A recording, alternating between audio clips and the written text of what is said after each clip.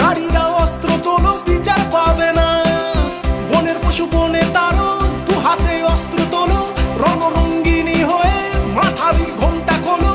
নারীরা দুগ্গারু ভুলে যেও না, মোমবাতি নিয়ে মিছিল আর তো করো না।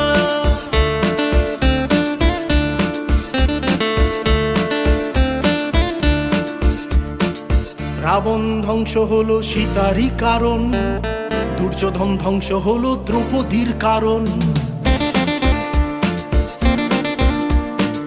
রাবণ ধ্বংস হলো সীতারই কারণ, দুর্যোধন ধ্বংস হলো দ্রৌপদীর কারণ।